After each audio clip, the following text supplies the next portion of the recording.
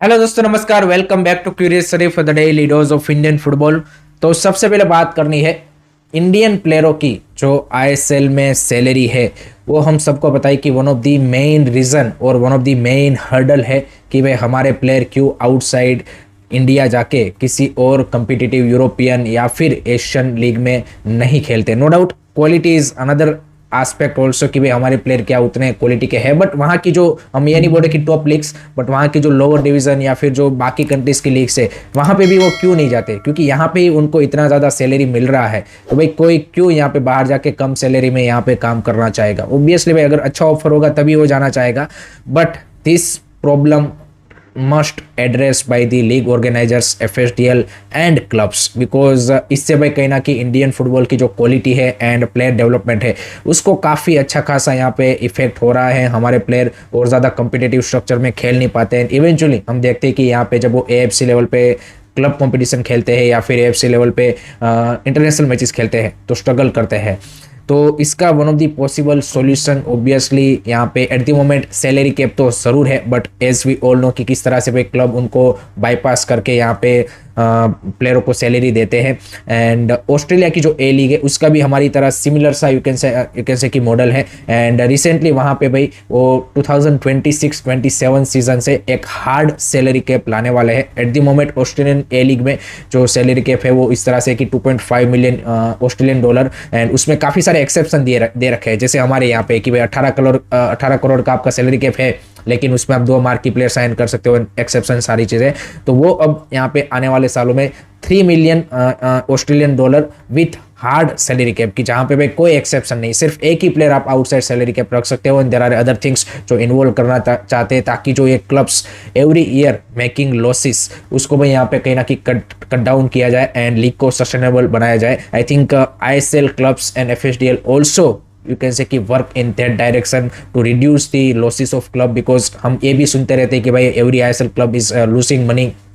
And उसमें हम सबको पता है कि जो बिगेस्ट रोल है वो है आपकी फर्स्ट टीम की जो स्पेंडिंग है, because most of the ISL club की जो यहाँ पे एक्सपेंडिचर है उसका मेजर चंक आप बोल सकते हैं कि भाई प्लेयरों की सैलरी में जाता है। एंड वो भाई यहाँ पे आप इन्फ्लेटेड प्राइजेस पे प्लेयरों को ला रहे हो तो उसको कहना कि कंट्रोल करना पड़ेगा। And I think FSDL needs to work in this direction कि भाई किस तरह से एक हार्ड सैलरी कैप की जहाँ पे based on the clubs revenue यहाँ पे आप उनको स्पेंडिंग की लिमिट दे। ये सारी चीज़ें आई थिंक उनको यूरोपियन लीग्स में भी काफ़ी सारी लीग में, ला लीगा में और उन सब में भाई इस तरह के हार्ड जो यहाँ पे सैलरी कैप और उन सब के रेगुलेशन है ताकि भाई जो क्लब की भी यहाँ पे सस्टेनेबिलिटी वो बनी रहे। हमने आप देखिए कि हैदराबाद एफसी का हमने केस देख लिया कि भाई जिस तरह से उनके ओनर ने यहाँ पे क्लब को छोड़ा, there are lot of you can say कि लॉसेस। फिर हम देखते हैं कि 3-4-5-6 साल में कोई ना कोई क्लब एक यहाँ पे यू कैन से कि बैंकरप्सी की या फिर बंद होने की कगार पे खड़ा होता है। तो आई थिंक इसको अवॉइड करने के लिए और सस्टेनेबल लीग को बनाने के लिए this is a very very important step जो कि I think Indian Super League organiser has to think about this. Let me know guys आपके क्या थॉट्स है इसके बारे में, कमेंट सेक्शन में जरूर बताइए। नेक्स्ट उसके बाद बात करनी है सुप्रीम कोर्ट में रिसेंटली 2 कबड्डी प्लेयर की प्ली सुनी जा रही थी। तो उसके दौरान सुप्रीम कोर्ट के जो जजेस है उन्होंने एक इम्पोर्टेंट यू कैन से की ऑब्जर्वेशन दिया है और उन्होंने बोला है कि हम आगे आने वाले टाइम में एक इंक्वायरी कमीशन एंड सीबीआई जांच बिठाना चाहते हैं इन दिस स्पोर्टिंग फेडरेशन की, जहाँ पे स्पोर्ट्स के अलावा सब कुछ हो रहा है, जो कि सही है। It's not only about the kabaddi federation और Indian All India Football Federation. हम सबको पता है कि भाई इंडिया में जितने भी स्पोर्टिंग फेडरेशन है उसमें जिस तरह से सारी चीज़ें चल रही है वही यहाँ पे one of the main reason है कि हम यहाँ पे किसी भी और स्पोर्ट में यहाँ पे ग्रो नहीं हो पा रहे हैं। एंड उन्होंने बोला है कि हम शुरुआत कबड्डी से करेंगे कि उनका जो फेडरेशन है उसमें ये जो इंक्वायरी कमीशन है वो पूरी इंक्वायरी करेगा। एंड उसके बाद अगर हमें ज़रूरत लगी तो बाकी जो सारे फेडरेशन है उसमें भी यहाँ पे हम पूरा यहाँ पे इन्वेस्टिगेशन करना चाहेंगे। एंड अगर ज़रूरत लगी तो हम सारों को डिसॉल्व भी कर देंगे। तो इस तरह की यहाँ पे एक आप बोल सकते हैं कि कड़ी निंदा उन्होंने स्पोर्ट फेडरेशन की है। And definitely I think AFF को तो करना ही चाहिए, सीबीआई इन्वेस्टिगेशन भी होनी चाहिए और इंक्वायरी कमीशन भी इनके ऊपर भाई बैठना चाहिए, जिस तरह से इन्होंने भाई इंडियन फुटबॉल की हालत जो है वो कर दी है। And I think this is a you can say कि very very important step, because जो स्पोर्ट फेडरेशन में जिस तरह का करप्शन और जिस तरह की चीज़ें चल रही है that is the one of the biggest reason कि हम यहाँ पे जो एक एक आप बोल सकते हैं कि एडमिनिस्ट्रेटिव वाइज जो आपका स्पोर्टिंग स्ट्रक्चर होना चाहिए, उसको कहीं ना कहीं इतना पैसा इन्वेस्ट करने के बावजूद भी यहाँ पे डेवलप नहीं कर पा रहे हैं, या फिर हमें जो रिजल्ट मिलने चाहिए यहाँ पे यू कैन से कि वर्ल्ड कंपटीशन में किसी भी स्पोर्ट में वो नहीं मिल पा रहे हैं। So I think that is a very very important observation from supreme court side. And already यहाँ पे सेंट्रल गवर्नमेंट ने भी बोला है कि रिगार्डिंग दिस सीबीआई जांच हमने ऑलरेडी यहाँ पे यू कैन से कि उसकी जो मोडालिटीज है उनके ऊपर काम करना चालू कर दिया है। एंड 2 वीक में हम आपको एक यहाँ पे पूरा प्रोसीजर यहाँ पे देंगे। एंड लेट्स सी कब तक इंक्वायरी कमीशन भी यहाँ पे फॉर्म होता है, अगर वो होता है देन लेट्स सी कब तक एएफएफ के दरवाजे तक पहुंचता है। आई थिंक वो काफ़ी ज़्यादा इंपॉर्टेंट रहेगा देखने के लिए। आपके क्या यहाँ पे इसके ऊपर ओपिनियन या फिर थॉट्स है वो भी कमेंट सेक्शन में ज़रूर बताइएगा। नेक्स्ट बात करनी है आई लीग क्लबों की जो वॉर है वो अब फाइनली दिल्ली हाईकोर्ट के दरवाजे पे पहुंच चुकी है, जो कि एज एक्सपेक्टेड था कि भाई फाइनली यहाँ पे Namdhari Churchill, Delhi FC and Real Kashmir ये दिल्ली हाईकोर्ट का दरवाजा खटखटाएंगे एंड जो ये मैटर है उसको और लंबा खींचने की कोशिश करेंगे। तो अब यहाँ पे जो नामधारी एंड रियल कश्मीर ने पहले एएफएफ की डिसिप्लिन कमेटी में कंप्लेंट डाला था कि भाई इंटरकाशी ने मारियो बारको जो उनके प्लेयर है उनको यहाँ पे रजिस्ट्रेशन में यहाँ पे उन्होंने लीग के जो रूल्स एंड रेगुलेशन है उसको यहाँ पे तोड़ा है, तो उसको यहाँ पे उनके पॉइंट कट होने चाहिए। अब उसको यहाँ पे दिल्ली हाईकोर्ट में इस प्ली को उन्होंने यहाँ पे रखा है एंड उन्होंने डिमांड की है कि एएफएफ की जो कमेटी है वो इंटरकाशी के मैटर को पहले सुन रही है, जबकि हमारे जो मैटर है उसको यहाँ पे वो तवज्जो नहीं दे रही है, जिसमें दिल्ली एफसी एंड चर्चिल बदर ने भी यहाँ पे उनके साथ यहाँ पे साथ पुराया है आप बोल सकते हैं। सो ये जो आई लीग वाला मैटर है आई think this is not gonna stop here. I think ये लंबा जाने वाला है नो डाउट। यहाँ पे 18 यानी कि आज आपकी यहाँ पे जो नामधारी वर्सेस इंटरकाशी की मैटर है उसकी यहाँ पे अपील कमेटी में यू कैन से कि हियरिंग है, तो उसका अगर मान लीजिए कि डिसीजन भी आ जाएगा तो देन यहाँ पे 23 को ये जो प्ली डाली है दिल्ली हाईकोर्ट में उसका यहाँ पे ये लोग स्टे ऑर्डर या फिर ऐसा कुछ ला देंगे एंड ये मैटर लंबा जाएगा भाई। आई थिंक शायद ऐसा भी हो सकता है seeing our judiciary system and जिस तरह से वो वर्क करती है। आई थिंक मेरे को लगता है कि भाई शायद हमें नेक्स्ट सीजन कोई यहाँ पे आई लीग से आईएसएल में प्रमोशन ही ना दिखे, बिकॉज जब तक आपका कोई क्लियर कट विनर अनाउंस नहीं होगा तब तक ये मैटर यहाँ पे सोल्व नहीं होने वाला। So this is how I league clubs एक दूसरे के भाई टांग खींचने में यहाँ पे लगे पड़े हैं। लेट्स सी कब तक हमें final verdict regarding the who is the real champion of I league वो देखने को मिलता है। आपके क्या विचार है इसके बारे में बता दीजिएगा कमेंट में। उसके बाद बात करनी है भाई बंगाल से एक सरप्राइजिंग आप बोल सकते हैं कि ट्रांसफर रूमर कल निकल के आई, जिसने भाई सोशल मीडिया को हिला के रख दिया, पर्टिकुलरली मोहन बगान एंड ईस्ट बंगाल के फैंस के बीच में एक यहाँ पे वॉर ऑफ वर्ड्स यहाँ पे सोशल मीडिया पे क्रिएट कर दिया। एंड वो प्लेयर है भाई पीवी विष्णु। खबर ये निकल के आई वहाँ की लोकल मीडिया में या फिर न्यूज़पेपर ने ये यहाँ पे रिपोर्ट किया कि भाई PV Vishnu is joining Mohan बगान। एंड ये जैसे ही न्यूज़ ब्रेकआउट हुई भाई दोनों फैंस के बीच में यहाँ पे लड़ाई स्टार्ट हो गई। बट यहाँ पे जो सोर्सेज से खबर है यहाँ पे उसके मुताबिक अभी भी पीवी विष्णु का 1 साल का कॉन्ट्रैक्ट ऑब्वियसली बचा हुआ है एंड ईस्ट बंगाल डेफिनेटली उनको चाहेंगे कि भाई कॉन्ट्रैक्ट एक्सटेंशन करे।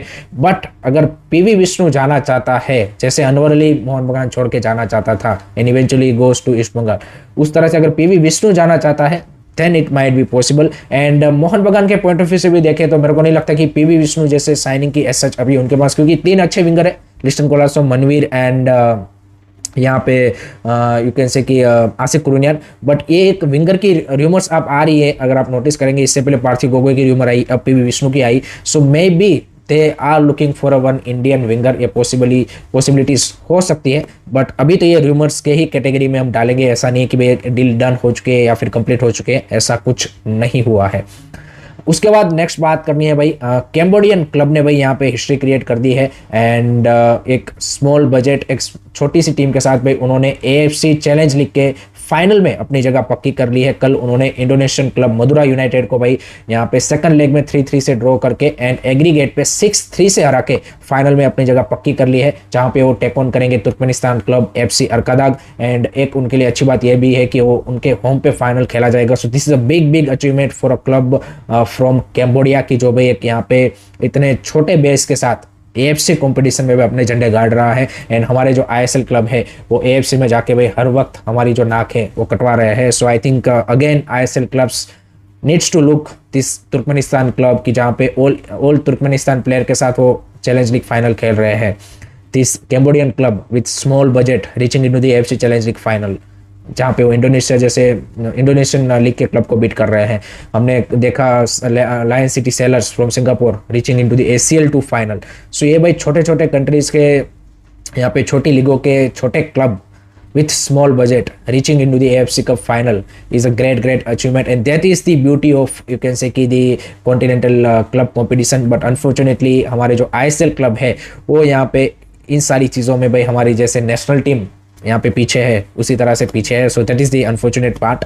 लास्ट में बात करनी है AFC अंडर-17 के कल खेले गए 2 सेमीफाइनल के बारे में. दोनों ही धमाकेदार सेमीफाइनल थे, जहाँ पे फर्स्ट सेमीफाइनल में सऊदी अरेबिया ने भाई पेनल्टी शूटआउट में साउथ कोरिया को हरा के फाइनल में अपनी जगह पक्की कर ली है. फुल टाइम तक यहाँ पे स्कोर लाइन था 1-1 एंड उसके बाद 3-1 से पेनल्टी शूटआउट में उन्होंने हराया. दूसरा सेमीफाइनल था यहाँ पे उज्बेकिस्तान वर्सेस नॉर्थ कोरिया का, जहाँ पे उज्बेकिस्तान ने भाई 3-0 की एक थ्रेसिंग नॉर्थ कोरिया को दी है. सो एट द मोमेंट अगर आप थ्रू आउट दी टूर्नामेंट देखें तो Uzbekistan is the, you can से की दी स्ट्रॉन्गेस्ट टीम, जिन्होंने भाई जबरदस्त परफॉर्मेंस एंड आप बोल सकते हैं वन साइडेड विक्ट्री, चाहे वो क्वार्टर फाइनल सेमीफाइनल हो, वहाँ पे हासिल की है. तो अब फाइनल खेला जाएगा between Uzbekistan and Saudi Arabia, जहां पे Uzbekistan are the favourites. And जिस तरह से उज्बेकिस्तान ने फुटबॉल में यहाँ पे प्रोग्रेस किया है, it's not only there, you can say कि senior team is doing you can say कि ब्रिलियंट वर्क. उनके भी जो सारी यूथ टीमें हैं वो भी भाई यहाँ पे जबरदस्त year after year you can say कि improvement and performances at the continental level दिखा रही है. So I think that's a great thing for Uzbekistan as a football as a nation to develop in football. And I think in next 10 years definitely they are one of the top 3 top 4 country. I think definitely they are be in top 5 in next 10 years. top 5 भी नहीं मैं बोलूँगा, I think top 3 में आ जाएंगे. I think जिस तरह की उनकी प्रोग्रेस है absolutely brilliant. India should learn from this kind of countries, but unfortunately we are not doing. So that's it from my side guys regarding today's Indian football news. I hope कि आपको video पसंद आया होगा. Keep supporting Indian football. Don't forget to like, share, subscribe. Curious Study. जय हिंद, जय भारत.